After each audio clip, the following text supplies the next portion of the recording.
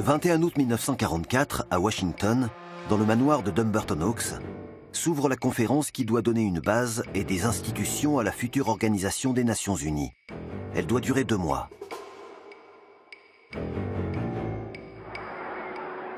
Cinq jours plus tard, à 6000 km de Washington, Charles de Gaulle reçoit l'hommage de Paris qui vient de se libérer de l'occupant allemand. De Gaulle et les Parisiens savourent ensemble ce moment tant attendu. Mais de Gaulle tempère sa joie.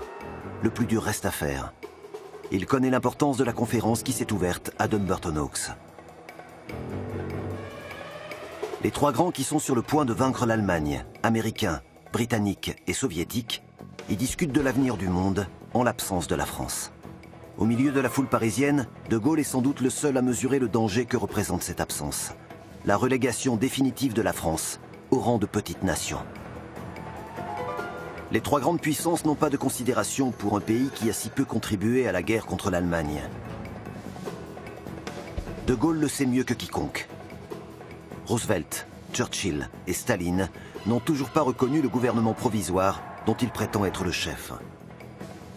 Et il sait aussi que la place de la France dans la future Organisation des Nations Unies déterminera son rang dans le monde de l'après-guerre.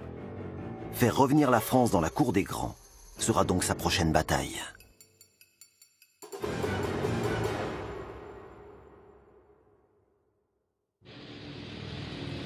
Au soir de son triomphe, Charles de Gaulle regagne son bureau au ministère de la Guerre, rue Saint-Dominique. C'est de là qu'il dirige le gouvernement provisoire. Arriver au ministère de la Guerre, ça veut dire que le problème principal, ça reste de continuer la guerre. C'est pas parce que Paris est libéré que la guerre est terminée. La guerre continue.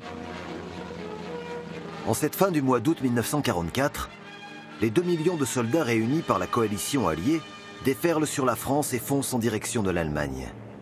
À leur tête, le général Eisenhower, qui installe son quartier général à l'hôtel Trianon, à Versailles.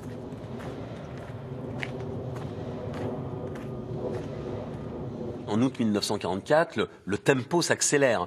Et véritablement, c'est au fond une guerre éclair à l'envers qui se produit. Les Alliés parcourent des distances absolument impressionnantes. L'euphorie règne dans les cercles dirigeants alliés, dans les états-majors alliés. Tout le monde est persuadé que l'Allemagne va s'effondrer.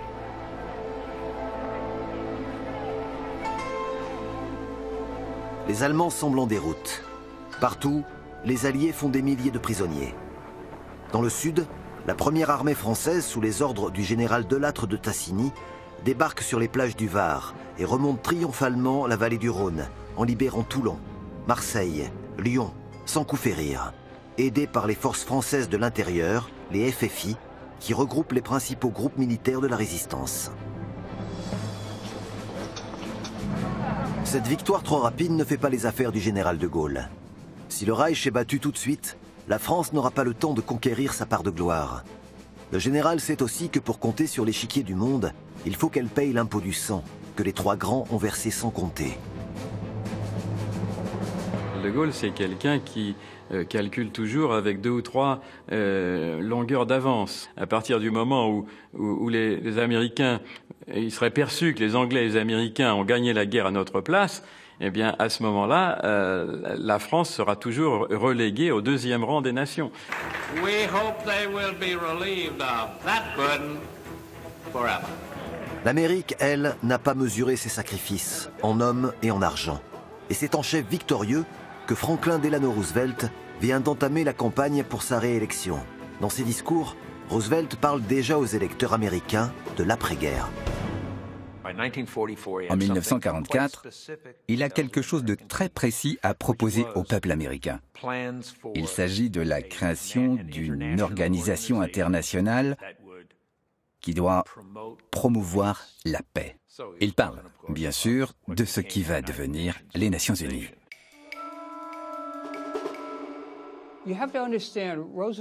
Roosevelt et le monde entier venaient de traverser deux guerres terribles et cruelles.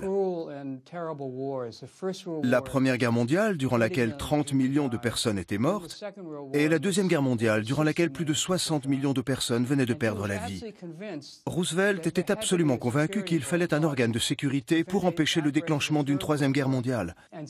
Et donc, il avait décidé que la dernière chose qu'il accomplirait avant de mourir, ce serait la création de l'ONU. C'est à Téhéran, en décembre 1943, que Roosevelt a convaincu Staline et Churchill de l'importance de la future organisation. Les trois grands ont donc fait plancher leurs diplomates séparément, puis les ont réunis à Dumbarton Oaks pour débattre de propositions concrètes et définitives. La France a été écartée de tout le processus.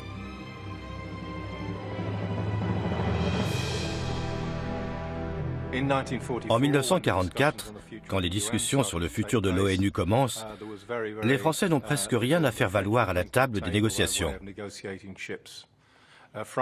La France a été battue sèchement en 1940, c'est la fameuse débâcle. Et le gouvernement français a ensuite collaboré avec les Allemands. C'est déjà une bonne raison pour expliquer l'absence de la France à Dumbarton Oaks. Et puis, en 1944, la France n'est pas une puissance militaire qui compte. Très peu de divisions françaises sont impliquées dans la libération de la France. C'est un non-État. La France a dû attendre le 3 juin 1944 pour avoir un gouvernement provisoire. Et encore, il n'était pas vraiment reconnu par les Alliés. C'était donc très difficile pour la France de revendiquer un statut égal aux deux autres, ou plutôt aux trois autres grandes puissances, puisque l'URSS faisait désormais partie du jeu. La grande innovation de Roosevelt pour la future organisation, celle qui a séduit Staline et Churchill, c'est la création, au-dessus des autres nations, d'un directoire formé par les grands pays victorieux de l'Allemagne et du Japon. Les Américains ont baptisé ce directoire Conseil de sécurité. Ses membres seront les policiers du monde. Ils seront permanents et armés d'un droit de veto. Les États-Unis, la Chine, l'Union soviétique et la Grande-Bretagne seront les pays qui auront en charge les mandats des Nations unies. Et à ce titre, ils auront également un droit de veto. Quand Staline et Churchill ont compris que le droit de veto leur donnait le pouvoir de bloquer toute décision qui serait contraire à leurs intérêts, ils se sont ralliés à la proposition américaine. C'est par la presse et des bruits de couloir que De Gaulle est mis au courant des discussions de Dumbarton Oaks. Une humiliation de plus. Les Français apprennent après coup qu'il y aura un Conseil de sécurité. Et ils en sont d'ailleurs ravis. Parce qu'en 1919, l'un des principaux échecs lors des discussions à propos de la Société des Nations avait été l'impossibilité du président Wilson de donner un réel pouvoir de contrainte à l'organisation. Les Français sont donc très heureux qu'il y ait un Conseil de sécurité, à condition d'en faire partie. Et il y a de gros doutes qu'elle y parvienne, qu'elle soit considérée comme une puissance suffisamment importante. L'ONU est le bébé de Roosevelt. C'est lui qui distribue les cartes de membres. Roosevelt, comme Churchill d'ailleurs, considérait en 1939 que l'armée française était la plus forte armée du monde. Quand il a vu qu'elle s'effondrait en quelques semaines, il en a déduit que la France était perdue et qu'elle ne comptait plus. Pour Roosevelt, qui avait désormais non seulement un grand mépris pour la France en général, mais pour les généraux français en particulier, puisqu'ils avaient été battus, eh bien, la présence du général de Gaulle, c'était une sorte d'insulte. Et par conséquent, il voit rouge à chaque fois qu'il entend parler du général de Gaulle. Lettre de Roosevelt à Churchill, écrite en juin 1943. Je cite, « J'en ai marre de De Gaulle ». Je cite, « Nous devons rompre avec De Gaulle ». Je cite, « Il est indigne de notre confiance. Il s'est montré non coopératif et déloyal envers nos deux gouvernements. » Je cite, « Il est beaucoup plus intéressé par les machinations politiques que par la poursuite de la guerre. » Ce sont des déclarations plutôt sévères. Début septembre, interrogé par la presse américaine sur l'absence de la France au futur Conseil de sécurité, Tom Connelly, le patron des sénateurs démocrates, déclare « C'est très bien ainsi, car les États-Unis, l'Angleterre, la Russie et la Chine sont les 4 nations qui ont versé leur sang pour le reste du monde, tandis que la France n'a eu dans cette guerre que la part d'un petit pays. » Le 11 septembre, Churchill et Roosevelt se rencontrent à Québec afin d'évoquer le sort de l'Allemagne après la guerre. Roosevelt, naturellement, refuse absolument que la France y ait la zone d'occupation que De Gaulle juge indispensable. Churchill s'incline. Par politique, il a choisi de ne jamais contredire le président américain. Ce sont les dollars de Washington qui permettent à l'Angleterre de soutenir son effort de guerre. Le général lui a souvent reproché cette tutelle volontaire, et les relations entre les deux hommes, autrefois cordiales, sont maintenant exécrables.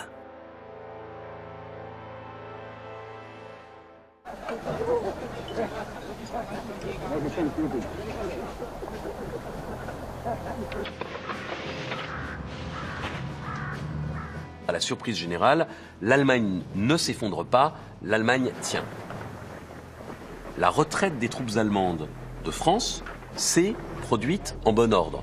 On a toujours l'image d'une armée allemande en débandade, de soldats pathétiques partant à vélo, mais cette image est une image fausse. La retraite allemande a été une réussite et les Allemands ont réussi à rapatrier plus de 300 000 hommes. C'est un peu l'échec, d'une manière générale, des troupes alliées en France à ce moment-là. C'est-à-dire qu'on parle de la bataille de Normandie, on parle de la bataille de Provence, c'est un succès, on arrive à Paris, etc. Mais en fait, ça a pris trop de temps et une large partie des unités allemandes n'ont pas été prises dans la nasse.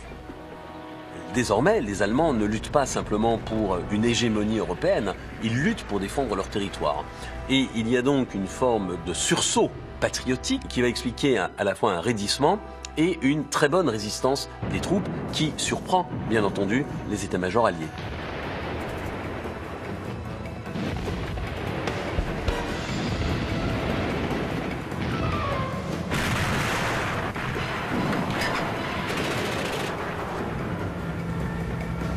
La Wehrmacht se repositionne tout au long de la frontière ouest de l'Allemagne. Au nord, devant les Pays-Bas, où sont les Anglais, au centre contre la Belgique et la Lorraine française face aux Américains, et au sud, sur la plaine d'Alsace face aux Français. Le rétablissement des Allemands est une aubaine pour De Gaulle. Il offre aux soldats français l'occasion de combattre et de verser leur sang. Seul moyen de redorer l'image de la France auprès des Alliés. Le général de Gaulle va parler à la France. Et le 12 septembre 1944, c'est avec un moral de vainqueur qu'il se rend au palais de Chaillot pour prononcer son premier grand discours devant le Conseil national de la Résistance. Et Paris tout entier l'écoute et l'entend, groupés autour des haut-parleurs qui vont porter la voix désormais familière à la ville tout entière, au pays et au monde.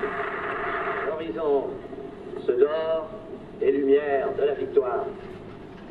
Mais cette victoire, pour la saisir telle qu'elle doit être, c'est-à-dire complète et totale, peut-être de sanglants et nouveaux efforts restent-ils à accomplir. Mais quels que doivent être les obstacles et de termes, il est acquis maintenant que la France y aura sa part.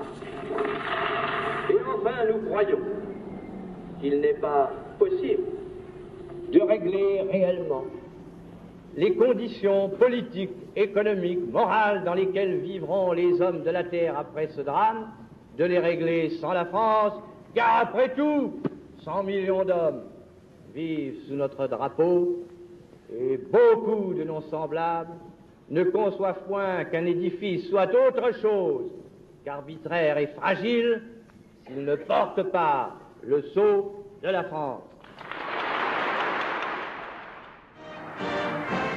Le général de Gaulle, en bon ouvrier de la victoire, accomplit son tour de France. Première étape, Lyon. Déjà commence ce grand remous d'enthousiasme qui va ébranler le pays tout entier.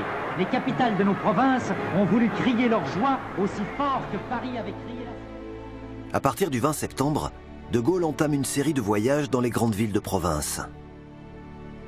C'est un appel aux armes. À chaque étape de son tour de France, le général rencontre les résistants locaux, les FFI, Forces françaises de l'intérieur. Maquisards, combattants improvisés, dotés d'armes légères mais bien réelles. Très remuants, souvent politisés, ils sont plus de 200 000 hommes. L'État ne peut pas souffrir qu'il y ait des organisations parallèles. Il ne peut pas y avoir de hiérarchie même qui n'est pas subordonnée directement à l'État. Et donc, s'ils ne font pas partie de l'armée, ils n'existent plus. On a en tout cas cette armée des ombres avec des combattants qui sont prêts à se battre, qui se sont soulevés pour une partie, voilà. Alors, qu'est-ce qu'on fait? Pour des raisons politiques, d'abord, on a tout intérêt à intégrer ces FFI dans l'armée régulière. Et donc le message d'ailleurs pour ces résistants, c'est maintenant si vous voulez continuer à mériter vos grades, il faut vous engager dans l'armée qui va aller en Allemagne. Il n'y en a pas d'autre. Et on ne peut plus jouer les résistants quand les Allemands sont partis.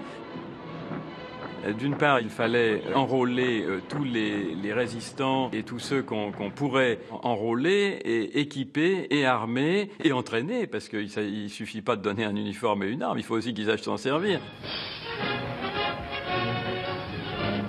Ce sont les Américains qui réarment l'armée française. Les uniformes sont fournis par les Américains, les chars également, enfin tout est fourni par les Américains et dans une moindre mesure par les Britanniques. Et du coup ça crée une dépendance, parce que les Américains ont en fait un moyen un petit peu de contrôler ce que fait l'armée française et surtout ça crée des conflits. Dans les conceptions américaines, une armée moderne, contemporaine, c'est une armée où on a énormément d'unités de service. Alors qu'est-ce que c'est que les unités de service? Ce sont des unités qui ne sont pas forcément strictement combattantes. C'est les médecins, les infirmiers, la logistique, le ravitaillement, etc. Le problème, c'est que c'est un travail moins valorisé. C'est un engagement moins valorisé qu'être un combattant sur le champ de bataille.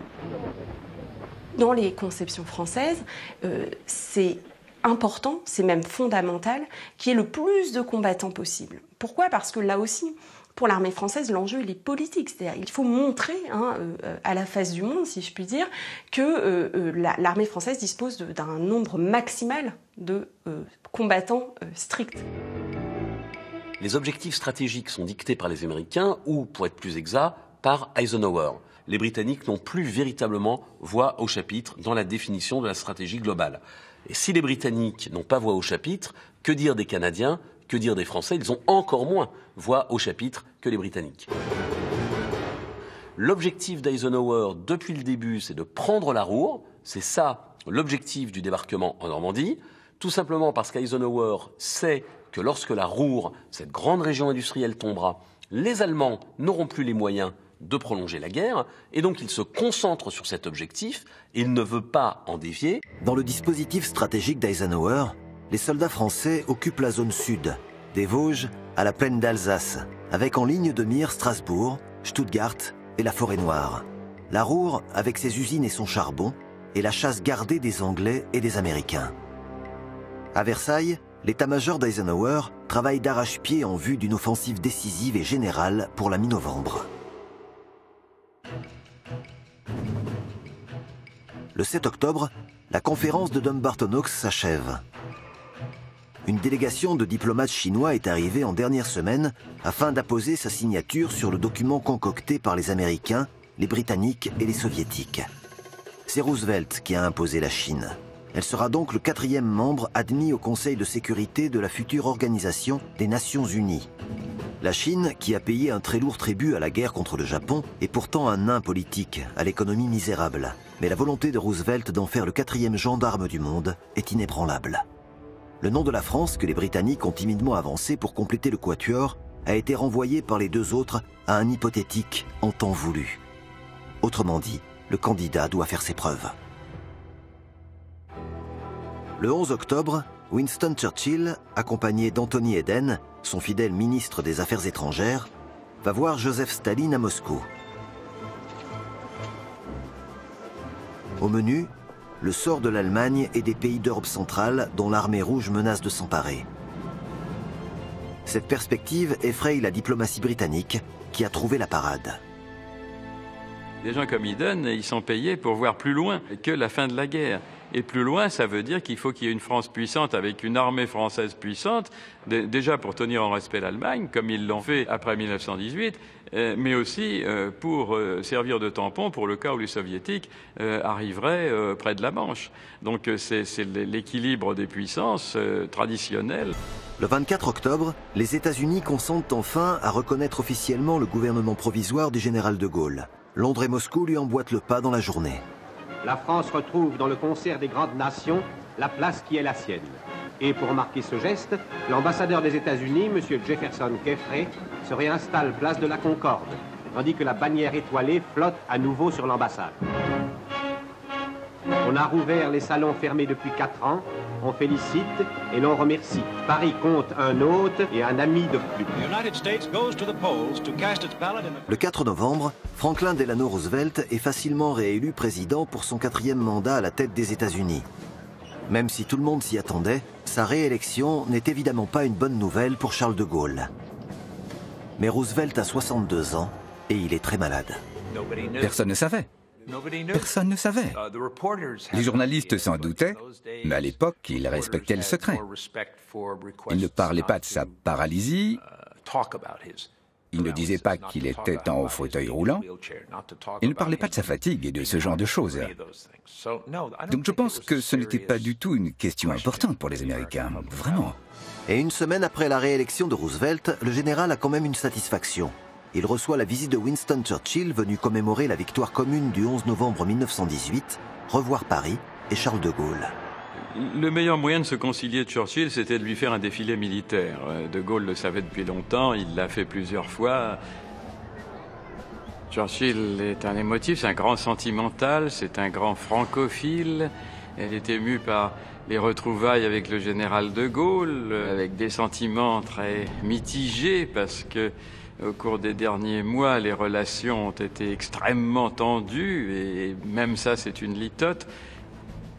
Dans les jours sombres de juillet-août 1940, il avait prédit à De Gaulle qu'ils remonteraient ensemble les Champs-Élysées. Qu'est-ce que le général attend de Churchill? On attend de lui soit qu'il aide au réarmement, soit qu'il serve d'intermédiaire auprès des Américains pour qu'on se procure ces équipements. Sur toutes les questions qui fâchent, la place de la France à l'ONU ou la zone d'occupation en Allemagne, Churchill se montre évasif. Il recommande à De Gaulle de faire des efforts et de se rapprocher de Roosevelt. Il y avait plusieurs questions sur lesquelles la Grande-Bretagne et la France étaient d'accord. La plus importante était le sort de leurs empires.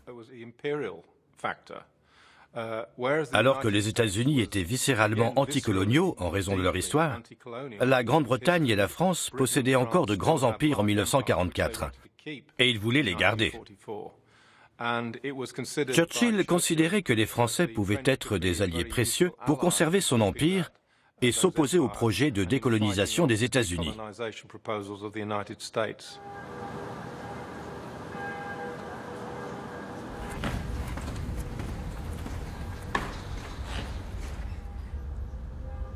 Vous, le Premier ministre du grand pays allié de la France. Paris est pour la Grande-Bretagne.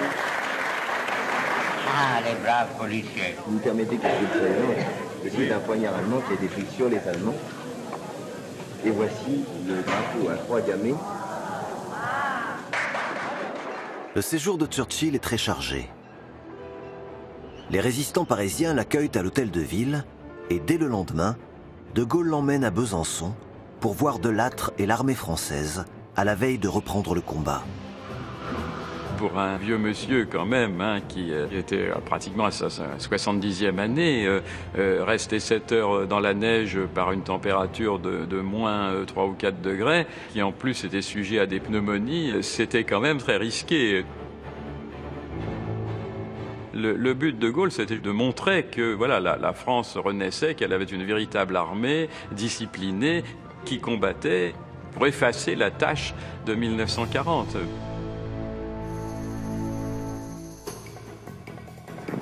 La grande offensive des Alliés se déclenche le lendemain.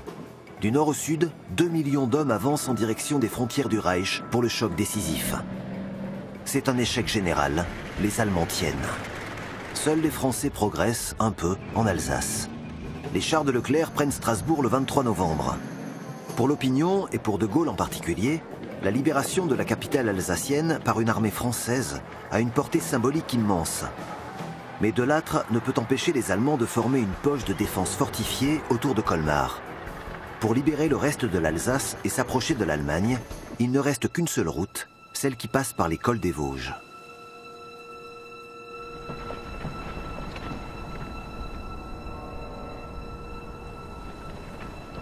On est à des altitudes entre 800, 900, 1100 mètres d'altitude et on est au moment d'un hiver extrêmement rigoureux.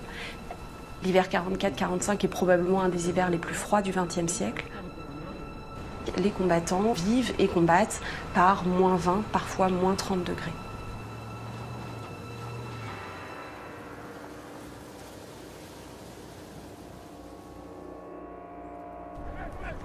Et d'autre part, la magnifique armée d'Afrique, les héros du Tchad et de Bir Hakeim forment maintenant l'armée de la France. Les Allemands, donc, qui ont construit leur ligne de protection du Reich, ont miné le terrain. Les soldats redoutent ces mines qui entravent toute progression et qui sont très peu détectables. Cette forêt humide, profonde, sombre, inquiétante, cette forêt des Vosges, ces sommets des Vosges se transforment en montagnes d'épouvante. Ces combats rendent très difficile l'utilisation des divisions blindées. Très difficile de faire progresser des chars dans ces routes des Vosges, détrempées ou gelées. Donc effectivement, ça laisse aux combattants d'infanterie le gros des combats.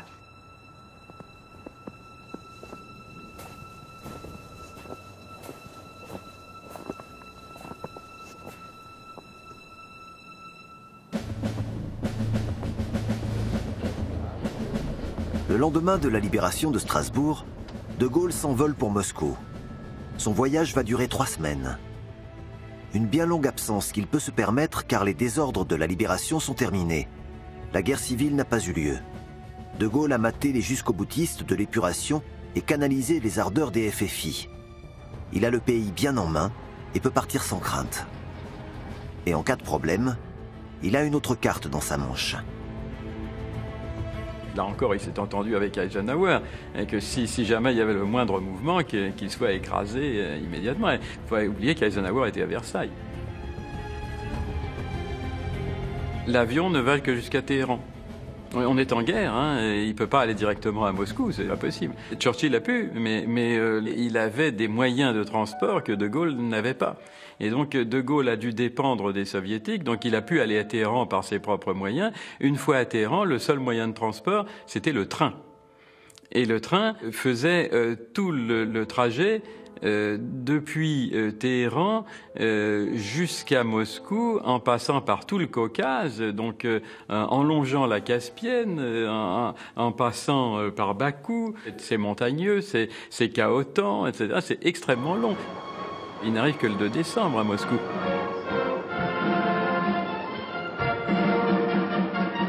Le général de Gaulle, reçu avec les honneurs militaires, écoute la Marseillaise et l'hymne soviétique.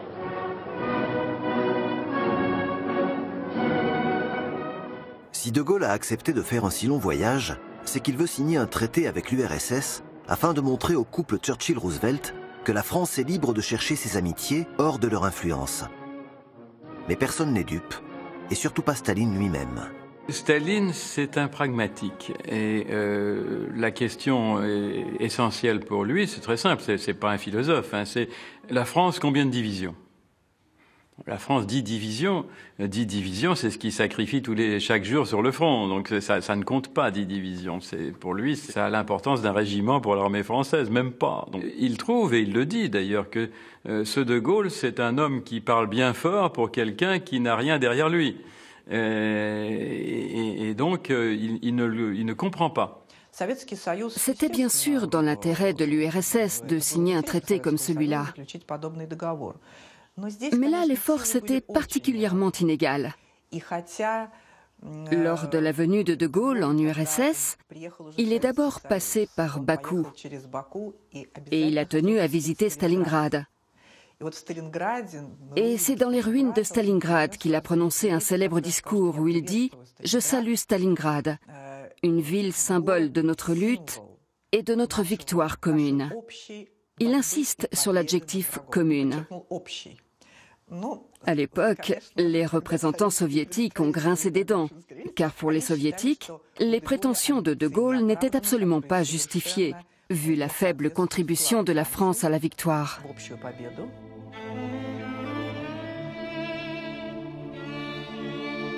Staline veut que la France reconnaisse le comité de Lublin.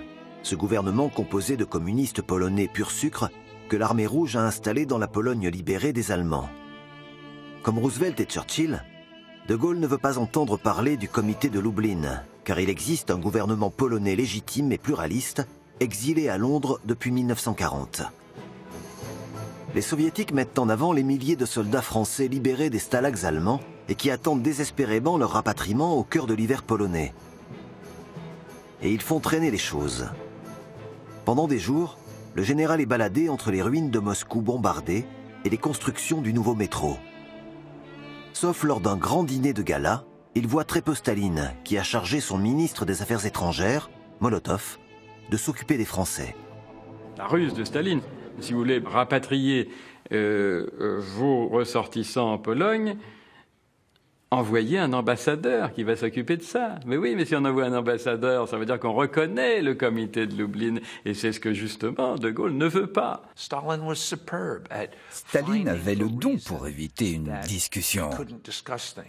Son mot favori était « il faut que je consulte mes généraux ». Consulter ses généraux, c'est lui qui prenait toutes les décisions. Le pacte qu'à Moscou ont signé messieurs Bidault et Molotov, en présence du maréchal Staline et du général de Gaulle, est un des gages de la paix de demain en Europe. Quand De Gaulle remet le pied à Paris après 10 jours de voyage, c'est pour apprendre que le matin même, la Wehrmacht a déclenché une attaque massive et foudroyante dans les Ardennes belges. L'armée américaine qui défend le secteur a volé en éclats et les Allemands sont passés. La mi-décembre, c'était le moment où le front était totalement dégarni. Les Allemands sont rentrés là-dedans comme dans du beurre. Et il y a une expression américaine qui a été utilisée à ce moment-là. « We were caught with our pants down ». On a été surpris avec notre pantalon baissé. Et puis c'était Noël. Hitler savait que les Alliés, à l'approche de Noël, ils n'allaient rien faire. Et qu'ils allaient relâcher leur vigilance. L'offensive allemande dans les Ardennes est tellement brutale qu'elle a des répercussions sur tout le front des Alliés massé sur les frontières du Reich. Au sud, autour de Strasbourg, le dispositif américano-français est très sérieusement bousculé. Et là, le commandement américain se dit eh bien, il faut quitter la ville et se replier d'une manière générale sur les Vosges. Donc ça revient littéralement à abandonner Strasbourg. Du point de vue militaire, le commandement allié ne pense pas que c'est un drame. Du point de vue politique, le général de Gaulle pense que c'est absolument insupportable. Et il craint, à juste titre, que des représailles puissent être exercées contre la population alsacienne. D'abord, il ordonne à De Lattre de défendre Strasbourg quoi qu'il arrive, et il lui demande de désobéir à son supérieur, qui est le général de Wers. De Lattre accepte, mais en réalité, il ne dispose pas de forces suffisantes pour accomplir sa mission. Ses soldats sont trop peu nombreux et ils sont épuisés. De Gaulle doit admettre que les Français ne s'en sortiront pas tout seuls. Et donc il va demander à Eisenhower de faire tout son possible pour conserver Strasbourg. Il met donc tout son poids dans la bataille en exigeant que Strasbourg soit défendu. D'abord l'appel à Roosevelt, qui ne fait rien. Ensuite l'appel à Eisenhower et l'appel à Churchill. Et Churchill, à la différence de Roosevelt, lui, il fait ni une ni deux, il prend l'avion et il arrive au quartier général d'Eisenhower avant De Gaulle. C'est Churchill qui convainc Eisenhower de ne pas évacuer Strasbourg. Il a un argument que De Gaulle n'a pas. L'action décisive du général Montgomery pour soulager les Américains dépassés dans les Ardennes. Quand De Gaulle arrive, la messe est dite. Et dans ses mémoires, évidemment, il ne peut pas dire que si Strasbourg n'a pas été évacué, c'était grâce à Churchill. Parce que pour le prestige de la France, Strasbourg ne peut pas avoir été sauvé par un Anglais, et encore moins par un vieux forban comme Churchill. Donc, vous voyez un petit peu, ça n'est pas digne d'être retenu par le Malais Isaac de l'an 3000. C'est fait pour ça, les mémoires du général.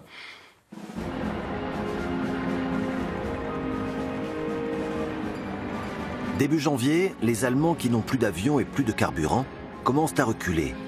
Il faudra malgré tout 3 semaines aux Alliés pour les repousser sur la ligne de départ. L'alerte a été chaude, mais la Wehrmacht y a laissé ses dernières forces. À l'est de l'Allemagne, l'armée rouge a enfin pénétré les frontières du Reich. Les combats s'y déroulent dans une atmosphère d'apocalypse.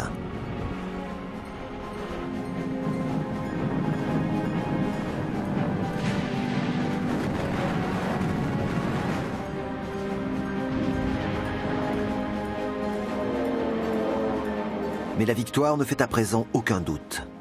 Préparer l'après-guerre devient urgent.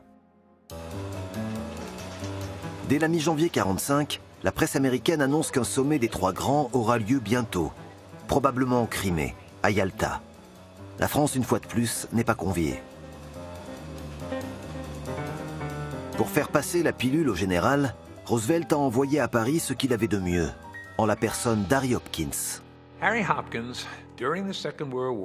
Hopkins, pendant la Seconde Guerre mondiale, est devenu l'alter ego de Roosevelt. Pas seulement son ministre des Affaires étrangères, mais en fait son ministre à tout faire. Quel que soit le problème, Hopkins intervenait pour le résoudre.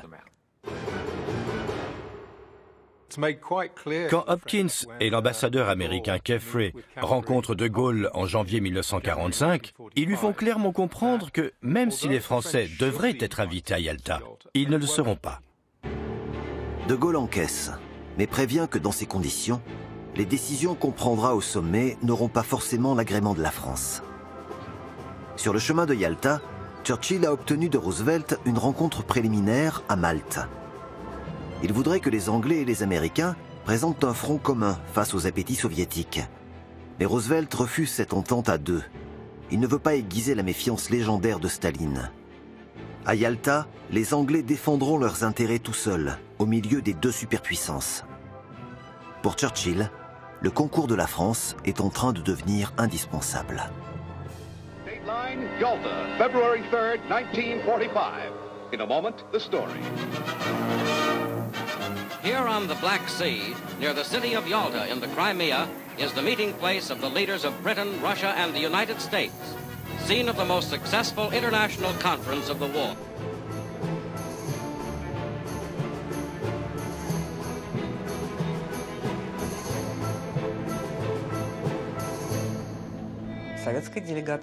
Pour les soviétiques, la priorité, c'était la victoire contre l'Allemagne. Ils posaient aussi la question des indemnités de guerre et de la dette allemande liée à l'occupation. Pour Churchill, la priorité était surtout la question polonaise et l'avenir des Balkans. Mais pour Roosevelt, c'était la mise en place des Nations Unies.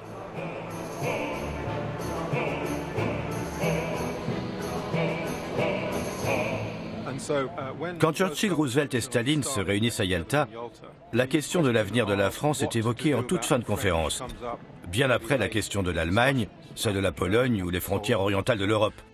Après toutes les questions majeures, en réalité. La France n'a jamais été un sujet important dans l'esprit de Roosevelt, quand il s'agissait de penser l'après-guerre. Jamais. Roosevelt est arrivé en Crimée avec le projet de convoquer une conférence inaugurale des Nations Unies le 24 avril suivant à San Francisco. Il a très vite l'accord des Britanniques et des Russes. Toutes les nations du monde n'ayant pas collaboré avec les forces de l'Axe seront invitées à San Francisco. Elles recevront une lettre portant la signature des membres désignés du futur Conseil de sécurité. Lettre qui résumera leurs propositions sur l'organisation et les pouvoirs de l'ONU. Apparemment, c'est Churchill qui a insisté pour que la France soit une des puissances invitantes à la future conférence. Staline a d'abord répondu « Non, je ne veux pas que la France soit traitée d'égal à égal avec les pays qui sont à cette table ». Churchill l'a finalement emporté sur Staline en obtenant que la France soit une puissance invitante. Mais Staline a précisé « Nous n'accorderons ce statut aux Français que s'ils acceptent toutes nos propositions d'ici à la fin de cette semaine ». Et donc le Quai d'Orsay a reçu un télégramme de Yalta qui disait « Vous devrez accepter sans discussion toutes les conclusions de Dumbarton Oaks et sans poser de questions. Et vous ne participerez pas à la rédaction de la lettre d'invitation à la conférence. C'est à prendre ou à laisser. » Et De Gaulle a répondu « Non, nous ne signerons cette lettre que si elle fait part de nos réserves sur les accords conclus à Dumbarton Oaks. » Staline a répondu « C'est hors de question, niet. » Et De Gaulle a mis fin à la discussion. Dans ce cas, nous ne signerons pas cette lettre. De Gaulle n'a évidemment pas renoncé à entrer au Conseil de sécurité, mais il veut manifester aux Alliés son indépendance et sa souveraineté. La France ne peut pas signer une lettre qu'elle n'a pas rédigée, et elle doit apporter sa pierre à l'édifice concocté par les trois grands pour organiser l'après-guerre. 6 mois plus tôt, à Dumbarton Oaks, ils avaient écarté sa candidature d'un revers de manche. À présent, ils l'invitent à intégrer le club, et même s'ils le font du bout des lèvres, De Gaulle pense que le temps travaille pour lui. La conférence de Yalta a duré une semaine. Malgré sa volonté de ne pas se démarquer des Américains, Churchill a pu constater que les divergences avec Roosevelt sont de plus en plus fortes à mesure que s'approche la victoire. Sur l'anticolonialisme en particulier, Américains et Soviétiques ont trouvé un terrain d'entente. Les empires anglais et français sont voués à disparaître. De façon significative, sur le chemin du retour, Roosevelt s'arrête à Suez afin d'y recevoir, à l'insu de Churchill, les chefs des États riverains du canal. Le canal de Suez est la clé de voûte de l'Empire britannique. Roosevelt accueille le roi d'Égypte, puis le Négus d'Éthiopie et enfin le roi d'Arabie Saoudite. Le président de ce qui est désormais la plus grande puissance du monde leur propose ses conseils, son aide et sa richesse. 4 jours après les embrassades de Yalta, Roosevelt entreprend d'évincer les Britanniques du cœur de leur empire. Puis il reprend sa route à travers la Méditerranée. Il a un autre rendez-vous. Roosevelt, sur le chemin de son retour de Yalta, invite De Gaulle à le rencontrer sur son croiseur, le Quincy, au large d'Alger. De Gaulle refuse son invitation. Alger, c'est la France. Et comme il le déclare à son entourage, on ne m'invite pas chez moi. Quel effet sa réaction a-t-elle eu sur Roosevelt? Je dirais soupçon confirmé. C'est un emmerdeur.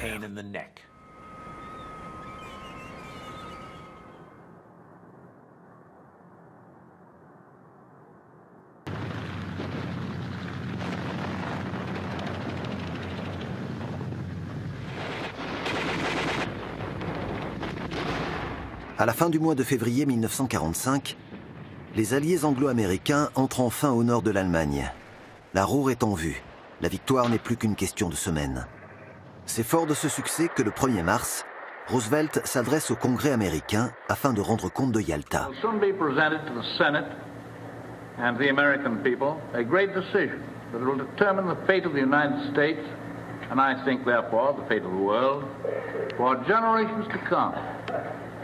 There can be no middle ground here. We shall have to take the responsibility for world collaboration.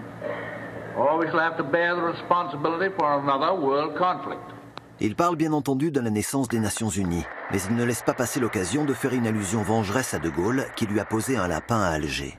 But not only there, but some other places, we have to remember that there are a great many prima donnas in the world. All of them wish to be heard before anything becomes final. So we may have a little delay while we listen to more prima donnas. À présent, les soldats anglais et américains avancent en masse au cœur de l'Allemagne. Les premières grandes villes industrielles de la Ruhr sont conquises dans la deuxième quinzaine de mars. Les Alliés exigent du Reich une capitulation sans condition. Ils ont décidé que l'Allemagne vaincue sera privée de gouvernement et passera sous l'administration et la tutelle militaire des vainqueurs. Tutelle que chacun d'eux exercera dans sa zone d'occupation. À Yalta, il a été accepté que la France ait une zone d'occupation.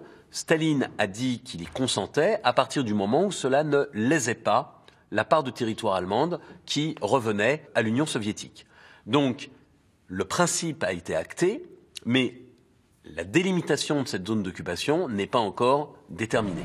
À nouveau, en mars 1945, il y a un risque de marginalisation de l'armée française qu'on veut cantonner à un rôle de protection de la frontière suisse. Et ça, c'est pas du tout acceptable pour les Français.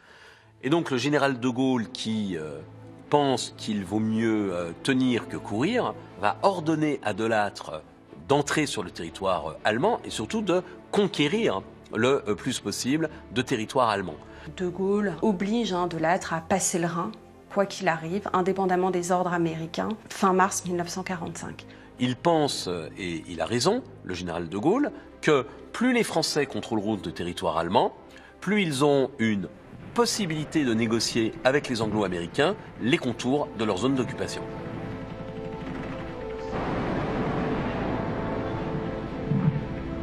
Au bout de 4 années d'occupation, en avril 1945, la première armée française entre à son tour en Allemagne. Après de durs combats dans la forêt noire, elle conquiert Karlsruhe, Pforzheim et surtout Stuttgart. Au départ, en fait, Stuttgart est destiné aux Américains parce que c'est sur une ligne de communication majeure. Et du coup, il n'est pas question que ce soit les Français qui l'aient. Or, les Français arrivent à Stuttgart avant les Américains et s'y installent et ne cèdent pas la ville.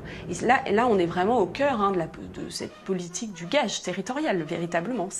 Alors même que, pour le coup, le général de Vers ordonne au général de Lattre de quitter la ville, eh bien, de Lattre refuse et reste dans la ville sur ordre du général de Gaulle. Donc il désobéit à nouveau.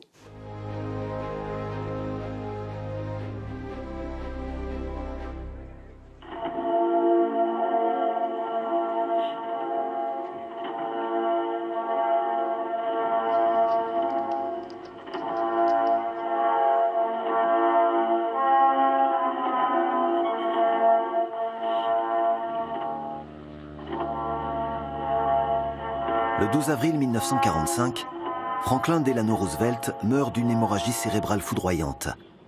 C'est une surprise générale pour le monde entier et une grande tristesse aux États-Unis.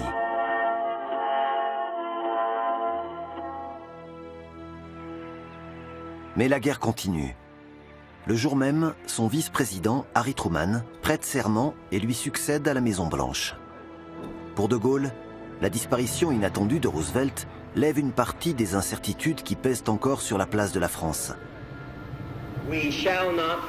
En perdant son plus cher ennemi, le général peut envisager un avenir plus conforme à ses ambitions.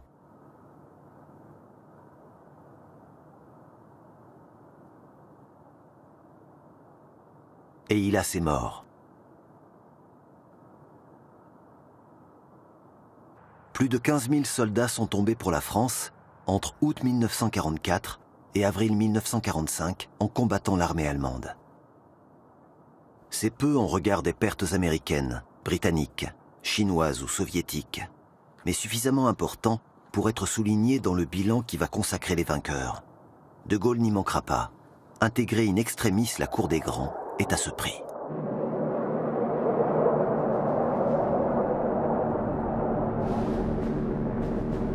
Deux semaines seulement après la mort de Roosevelt, le dernier round s'ouvre à San Francisco pendant la fameuse conférence inaugurale des Nations Unies. Harry Truman a adopté avec enthousiasme le projet de son prédécesseur, mais lui est francophile et il n'a pas d'animosité envers De Gaulle. Conformément à ce qui a été décidé à Yalta, les 4 grands sont les puissances invitantes de la conférence. Ce qui signifie que la Grande-Bretagne, l'Union soviétique, les États-Unis et la Chine sont bien les seuls 4 membres permanents dotés du droit de veto au Conseil de sécurité. La lettre d'invitation que le Quatuor a adressée à 50 nations du monde le stipule noir sur blanc. La France, qui a refusé de signer cette lettre, arrive donc à San Francisco au même rang que la piétaille des pays secondaires.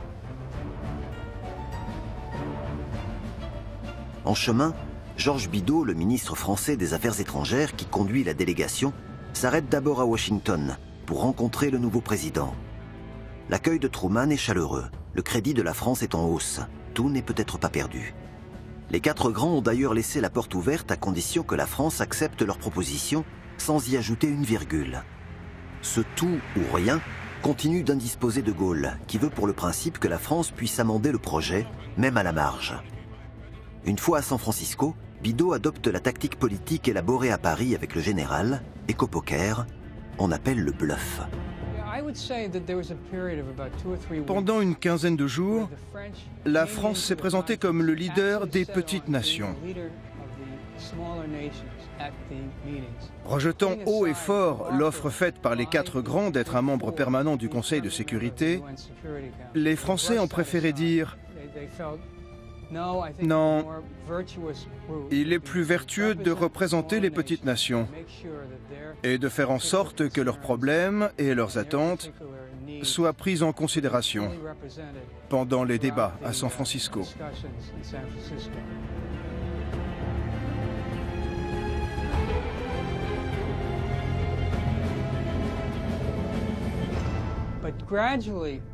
Mais petit à petit, les Français ont commencé à changer d'avis. En premier lieu, ils se sont inquiétés de la façon dont seraient traitées leurs colonies à l'ONU. Et puis, assez vite, ils se sont lassés des enjeux des petites nations. Les jours passant, Bidault se rend compte que le bluff ne prend pas et que les quatre ne plieront pas. Si la France veut faire partie du club, il faut qu'elle accepte les règles de l'ONU qui ont été élaborées sans elle. Et finalement, le 3 mai, Georges Bidault est allé trouver le secrétaire d'État américain, Stettinius, et lui a dit « Écoutez, on en a assez des petites nations, on veut revenir dans le jeu. On veut être le 5e membre permanent. On veut le droit de veto. On veut avoir les mêmes pouvoirs que les 4 autres grands. Et si vous ne nous les accordez pas maintenant, nous quittons la conférence. » Alors Stettinius a ouvert grand les bras et il a dit « Bienvenue à vous, vous faites partie du club. » 5 jours plus tard, à Berlin, les Alliés obtiennent du Reich vaincu une capitulation sans condition. À la surprise des Allemands, les Français sont à la table des vainqueurs. C'est De Lattre qui appose sa signature pour la France. La bataille pour l'ONU a duré 8 mois. Charles de Gaulle peut enfin sourire et même faire du général américain Eisenhower un compagnon de la libération. De Gaulle a offert à la France l'outil majeur de sa puissance dans l'après-guerre qui commence. Malgré 4 années d'occupation, la France a miraculeusement retrouvé son rang.